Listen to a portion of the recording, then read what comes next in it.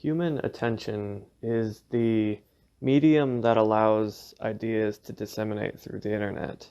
However, it also seems to be very suitable for a currency, particularly with regards to social media and things that require attention in order to maintain themselves, like newspapers, advertisements, things like that. And you can convert that attention into actual money currently with sponsorships and um, advertisements.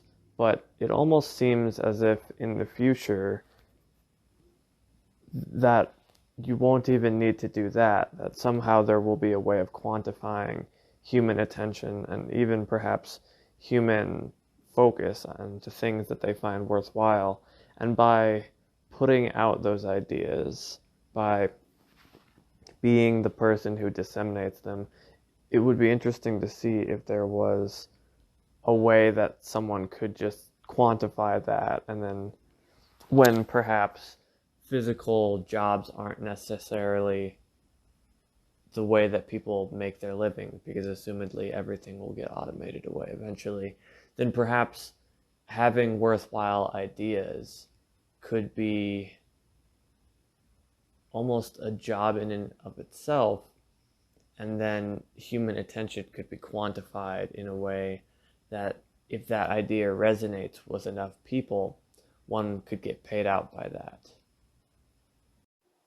I suppose that's kind of just a long-winded version of me explaining what social media influencers kind of already are.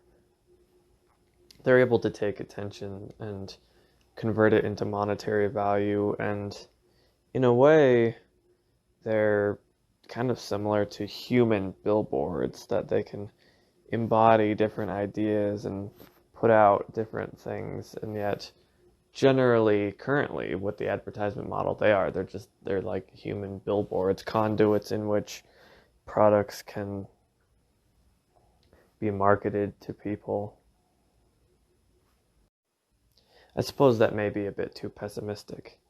Optimistically, we would have the most exemplary individuals as thought leaders who would be able to push forward ideas and new thoughts and things that would help push forward the human condition. And the one danger with not having any particular filter on something like the internet is that there are certain ideas that are very attractive to humans, that do resonate, that don't necessarily lead to the betterment of humanity. We've seen these things happen in the great dark pitfalls humanity has taken throughout history, the tragedies and atrocities that we definitely don't want to repeat. And so how do we allow people to freely disseminate ideas while still holding them accountable to the fact of they hold so much more influence?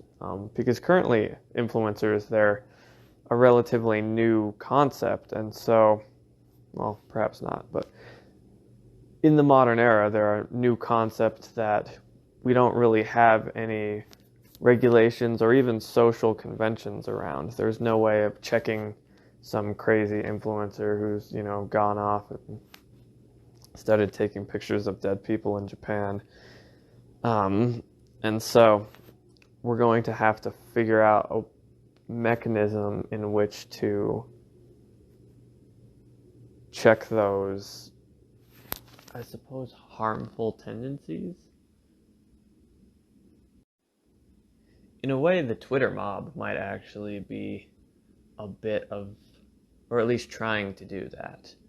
I don't believe they're doing it effectively, because I think the Twitter is a painfully limited platform. Twitter actually exists as a consequence of its limitations. It's a platform that inherently limits. That's one of the main reasons why its character limit is there. It's meant to condense and make things rapid and digestible, but unfortunately you lose so much nuance that I don't think it would be a good like judgment platform, especially because all the Twitter mob can do is you're effectively canceled or you're not, and there's no nuance in that. And when we need a platform of social understanding where we understand where the social norms lie, I don't think it should fall onto the back of Twitter, because that's honestly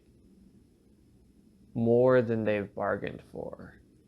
Despite the fact that they've seen a lot of success from it, it's been pretty obvious that these platforms are having a hell of a time trying to manage this entire social ecosystem.